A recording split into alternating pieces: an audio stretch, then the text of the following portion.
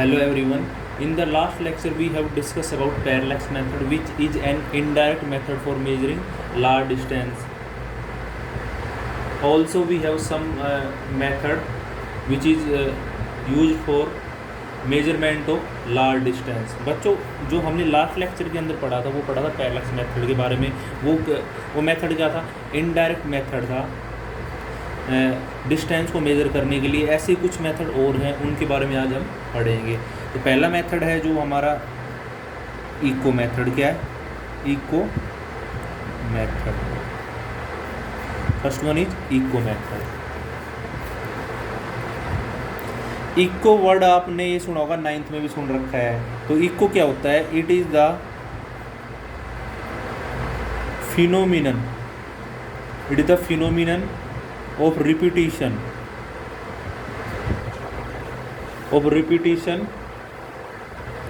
of sound on reflection from an obstacle।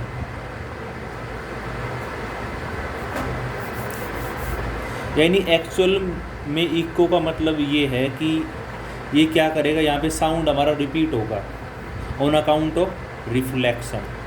जब किसी obstacle से साउंड हमारा टकराएगा तो वो साउंड खुद को रिपीट करेगा, उसको क्या बोलते हैं? इको बोलते हैं। ठीक है। तो अब इस मेथड का हम कैसे यूज कर सकते हैं इनडायरेक्टली किसी डिस्टेंस को मेजर करने के लिए। सपोज करो ये आपके सामने हिल है, ठीक है, और यहाँ पे आप हो ऑब्जर्वर, वो पॉइंट पे आप हो, यानी कोई भी पर्सन हो सकता है। अब यहाँ से मैंने एक शॉट फायर्ड किया, या कुछ मैंने बोला, ठीक है, या यहाँ पे ये भी ले सकते शॉट फायर्ड किया मैंने। तो ये मेरा पॉइंट है, ऑब्जर्वेशन पॉइंट, ठीक है। मैंने यहाँ से बोला तो वो जो साउंड जाएगा, ये हिल है बच्चों। ये क्या? हिल।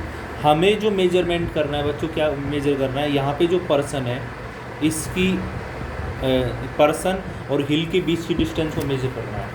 पर्सन और हिल के बीच की डिस्टेंस को मेजर करना है। सपोज कर लिया कि जो मैंने बोला साउंड, जो मैंने कुछ भी बोला है, ऑब्जर्वर ने बोला है, तो यहाँ तक जाने में साउंड ने कितनी डिस्टेंस कवर अप की? x। कितनी की? x, ठीक है। अब यहाँ पे उस साउंड का रिफ्लेक्शन होगा, आपको पता है साइज ऑफ ऑब्स्टेकल क्या होना चाहिए? ज़्यादा होना चाहिए ना, as compare to wave length of sound. ये कंडीशन है इको की, कुछ आपने 9th में पढ़ी होगी, ठीक है। तो ये अब ये साउंड आएगा, वापस इसका रिफ्लेक्शन हो जाएगा ना, तो ये आएगा तब कितनी डिस्टेंस कवर अप करेगा बच्चों? तब भी कितनी कवर करेगा? x ही करेगा, नहीं x जाने में और x आने में, ठीक है। तो यहाँ पे टोटल डिस्टेंस कितनी कवर अप की साउंड ने? Total distance covered by sound कितनी की बच्चों? x जाने में और x आने में कितनी होगी? 2x। अब मैं ऐसा मान लेता हूँ कि इस कंप्लीट प्रोसेस के अंदर जो टाइम लगा है बच्चों, वो कितना लगा है? t।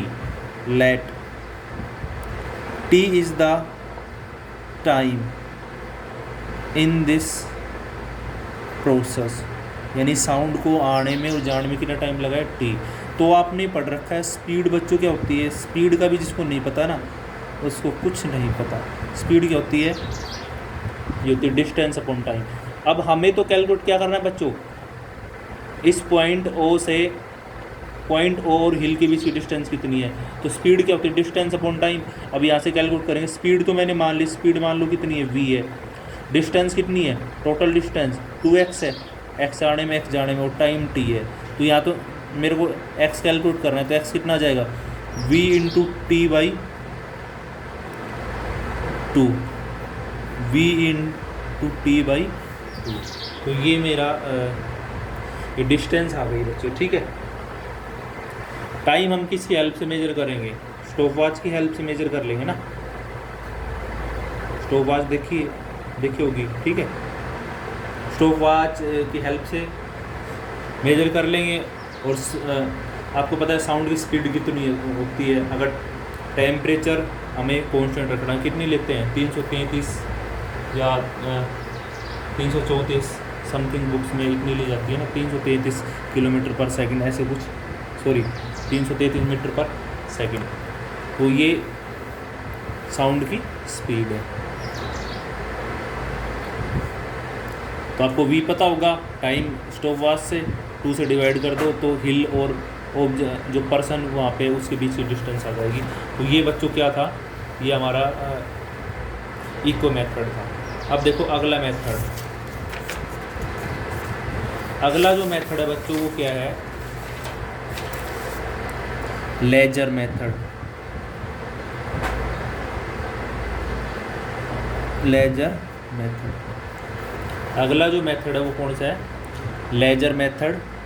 इसकी फुल फॉर्म क्या है वो देख लो, light amplification by stimulated emission of radiation. ये आपसे पूछी भी जा सकती है, कंपटीशन एग्जाम में भी आ सकती है कि इसकी फुल फॉर्म क्या है। तो क्या है इसकी लेजर की फुल फॉर्म क्या है, light amplification by stimulated emission of radiation. ये आप फिलहाल ध्यान रखो। अब देखो लेजर क्या होता है, laser is very intense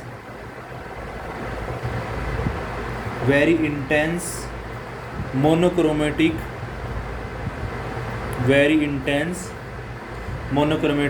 and unidirectional beam of light. ठीक है, लेजर इज वेरी इंटेंस यानी हाईली इंटेंस होता है, और मोनोक्रोमेटिक का मतलब क्या होता है, सिंगल फ्रीक्वेंसी सिंगल वेवलेंथ।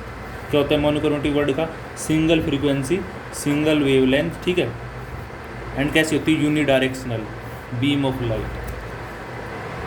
ठीक है, तो ये इसकी प्रॉपर्टी है, तभी हम इसका यूज करते हैं। क्योंकि अब आपको पता है लेजर लाइट का जो हम यूज़ करेंगे तो आपने देखा होगा वो ज़्यादा स्प्रेड नहीं होती। अगर हम किसी पॉइंट पे उसको स्ट्राइक करवाते हैं तो हमें पॉइंट के टाइप में मिलेगा। आपने सुना भी होगा लेजर लाइट जो आप लेके आते हैं मेले वगैरह में, है ना, वो तो ओरिजिनल नहीं है। लेकिन ओरिजिनल अगर आपने देखोगे लेजर लाइट तो उसी एक नैरो बीम बनेगी, बिल्कुल नैरो बारीक बीम बनेगी, और कैसी होगी, यूनी डायरेक्शनल, एक ही डायरेक्शन में। यानी स्पीड जैसे अगर आपके पास एक टॉर्च है तो आप टॉर्च की लाइट तो ज़्यादा स्पीड होती है, फैल जाती है ना स्पीड, लेकिन इसकी लाइट स्पीड नहीं होगी। तो हाईली इंटेंस और monochromatic unidirectional beam of light. अब इसका यूज बच्चों हम क्या कर सकते हैं, अर्थ और मून के बीच की डिस्टेंस कितनी है वो हम कैलकुलेट कर सकते हैं यूजिंग लेजर लाइट। ठीक है,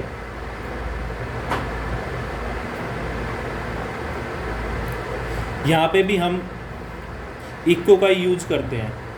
यहाँ पे हम जो यूज करेंगे, कौन से मेथड का यूज करेंगे, इक्को का यूज करेंगे। इसके अंदर क्या करेंगे मैं लिख देता हूँ, the laser beam transmitted from earth is received back on earth after reflection from moon। तो हम क्या करेंगे, हमारे पास एक हाईली इंटेंस क्या होगी, लेजर बीम होगी, उसको हम स्ट्राइक कराने की कोशिश करेंगे ऑन द मून सरफेस, फिर वो बैक आएगी after reflection from the moon. Time interval हम मेजर कर लेंगे। ठीक है,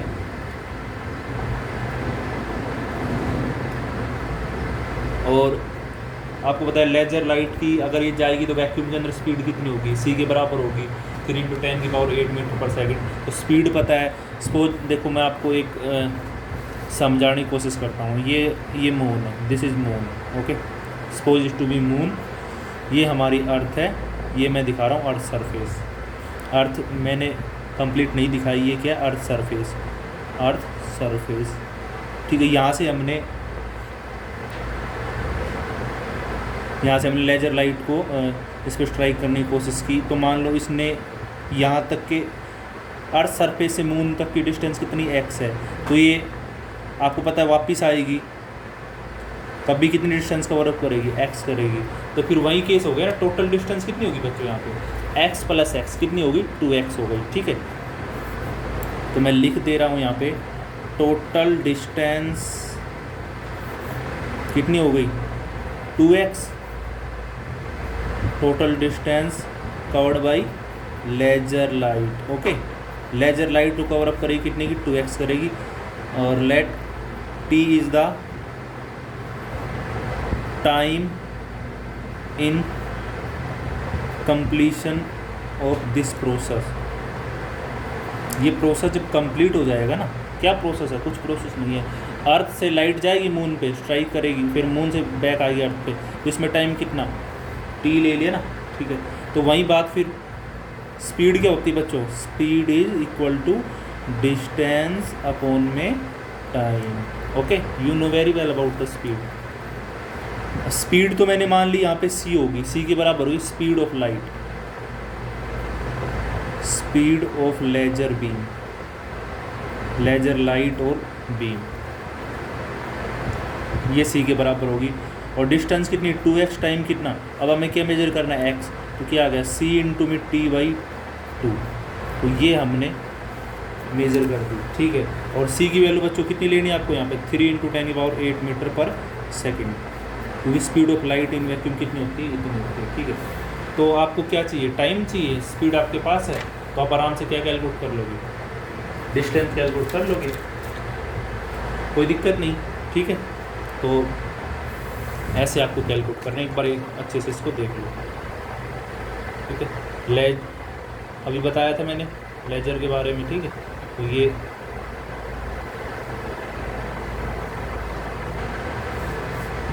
अब बच्चों अगला मेथड है हमारा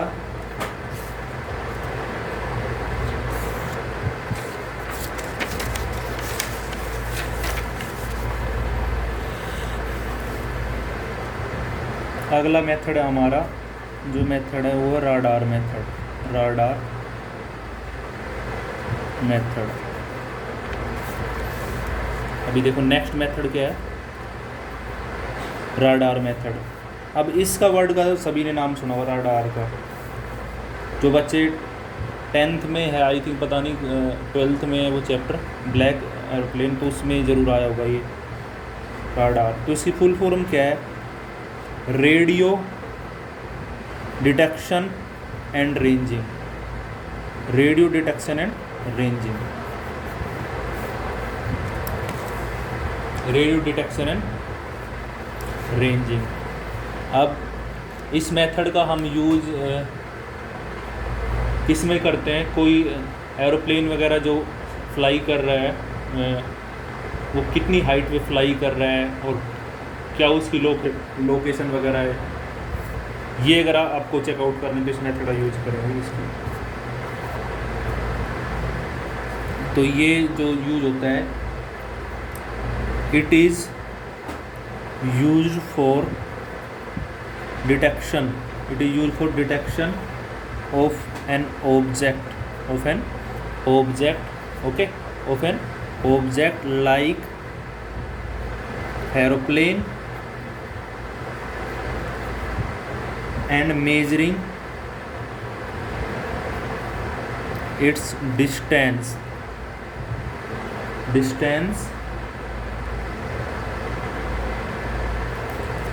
using रेडियो वेव। इस मेथड के अंदर जो बच्चों यूज होगी वो कौन सी वेव यूज होगी, रेडियो वेव।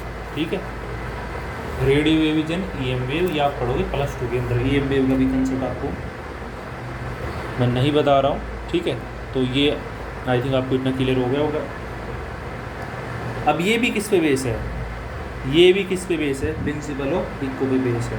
ठीक है, यानी यहाँ पे जो रिफ्लेक्शन होगा वो किसका होगा, यहाँ पे जो रिफ्लेक्शन होगा बच्चों वो होगा रिफ्लेक्शन ऑफ रेडियो वेव्स। किसका होगा, ठीक है, reflection of radio wave will occur here. Okay, तो सेम थिंग इज मैं एरोप्लेन बनाने की कोशिश करता हूँ।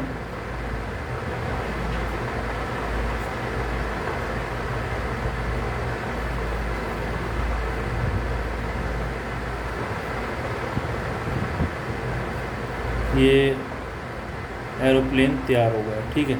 ये मान लो एरोप्लेन जैसा भी मेरे से बना है मैंने बना दिया, ठीक है। एरोप्लेन यहाँ पे हमारा सिस्टम है राडार सिस्टम, ठीक है। यहाँ पे राडार सिस्टम है, ये एरोप्लेन है। अभी यहाँ से हम रेडियो वेव को लॉन्च करेंगे, यानी यहाँ से जाएगी रेडियो वेव। सपोज करो उसने कितनी डिस्टेंस कवर अप की जाने में x, तो उतनी आने में लेगी डिस्टेंस। और EM वेव है तो आपको पता है स्पीड ऑफ लाइट के साथ चलेगी। c क्या है यहाँ पे, स्पीड ऑफ रेडियो वेव, और कितना 3 × 10⁸ मीटर पर सेकेंड बच्चों इसमें, ठीक है। तो फिर वही बात होगी, टोटल डिस्टेंस कितनी हो गई। अब देखो total distance covered by radio wave कितनी हो गई, x + x कितनी 2x हो गई, ठीक है। x + x कितनी हो गई 2x हो गई। और स्पीड हमने मान ली c है, और टाइम कितना मान लिया t है। तो सेम फॉर्मूला क्या, स्पीड डिस्टेंस अपॉन में टाइम। स्पीड कितनी c और डिस्टेंस 2x t, तो x चाहिए, तो x कितना आता है बच्चों, c × t/2, तो ये आ गया, ठीक है। तो ऐसे हम ये कितनी डिस्टेंस पे फ्लाई कर रहे हैं और यहाँ से, ठीक है, एलिवेशन भी हम फाइंड आउट कर सकते हैं, वेलोसिटी भी इसकी फाइंड आउट कर सकते हैं, xc × t/2। तो ये था हमारा राडार मेथड। इसके अंदर जो यूज करेंगे बच्चों, हम कौन सी वेव यूज करेंगे, इसके अंदर यूज करेंगे राडार वेव, ठीक है। अब एक मेथड और बचता है हमारा सोनार मेथड, ठीक है।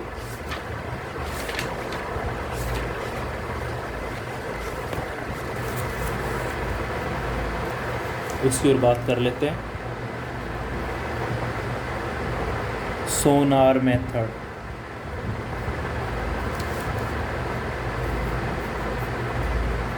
अब इसकी फुल फॉर्म क्या है बच्चों, sound navigation and ranging. Sound navigation and ranging, ये फुल फॉर्म बच्चों याद होनी चाहिए, ठीक है।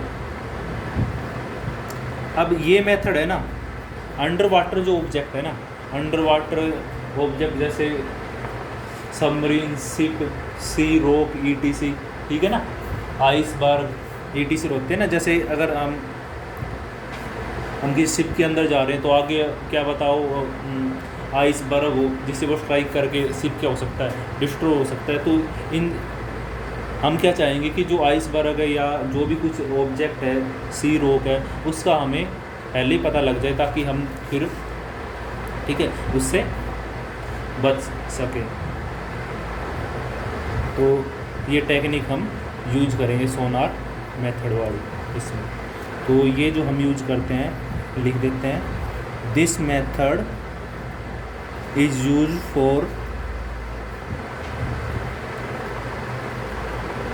For detecting an object under UNDR, under water. पानी के नीचे जो ऑब्जेक्ट है ना उनको हम डिस्कस करेंगे, लाइक सबमरीन्स,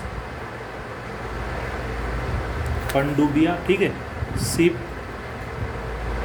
सी रॉक,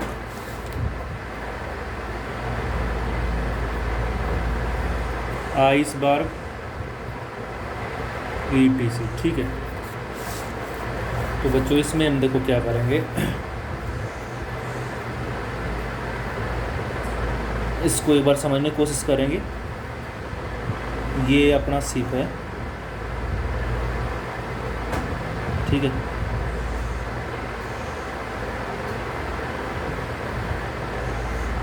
ये शिप है, ये वाटर है, इसको हम ऐसे समझ सकते हैं। शिप अगर आपको और अच्छा बनाना होता तो आप बना सकते हो, जस्ट ये अच्छे समझने के लिए, वरना डायग्राम की कोई ज़रूरत नहीं है, ठीक है। और यहाँ पे जो सी रॉक है या आइसबर्ग है, ये सी रॉक है, अब हमारा सिप जा रहा है, इस साइड जा रहा है, ठीक है। तो यहाँ पे हम यहाँ से क्या सेंड करेंगे बच्चों, यहाँ से हम सेंड करेंगे ultrasonic wave, ultrasonic wave send करेंगे यहाँ से। तो वो जाएंगे, सपोज करो इसने डिस्टेंस कितनी कवर की अल्ट्रासोनिक वेव ने जाने में, x, तो फिर उनका क्या होगा, अब वो रिफ्लेक्शन होगा ऑब्स्टेकल तक, फिर आने में कितनी कवर करेगी, x। तो यहाँ से टाइम तो हम मेजर कर लेंगे यूजिंग स्टॉप वॉच, और स्पीड हमें पता रहेगी अल्ट्रासोनिक वेव की।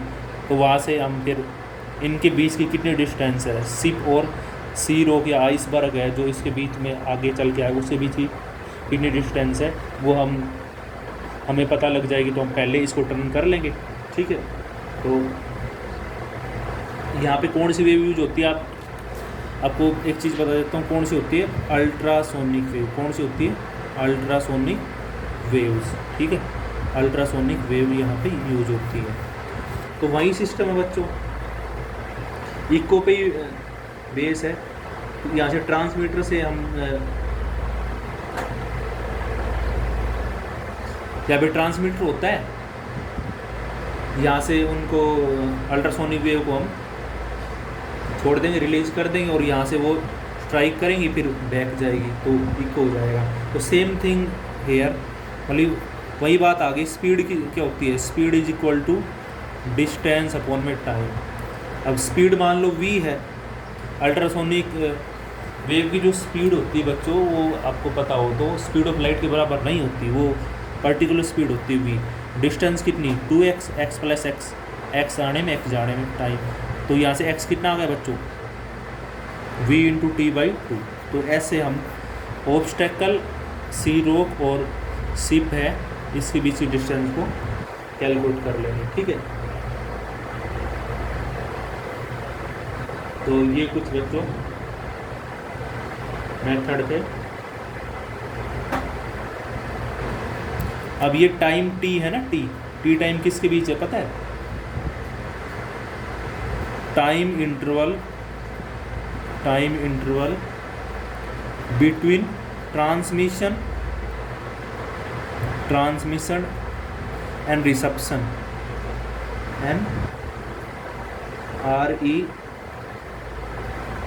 RECPT, रिसेप्शन ऑफ सिग्नल, ठीक है। Transmission and reception of signal. I hope तो ये जो मेथड मैंने आज करवाई एक बार अच्छे से देख लो इसको, सोनार मेथड, साउंड नेविगेशन रेंजिंग, ठीक है। आई होप जो आज मैंने आपको पढ़ाया अच्छे से क्लियर हुआ होगा, ठीक है। तो ये कुछ मेथड थे, और बाकी नेक्स्ट लेक्चर में आगे करते हैं। Be safe and stay at home.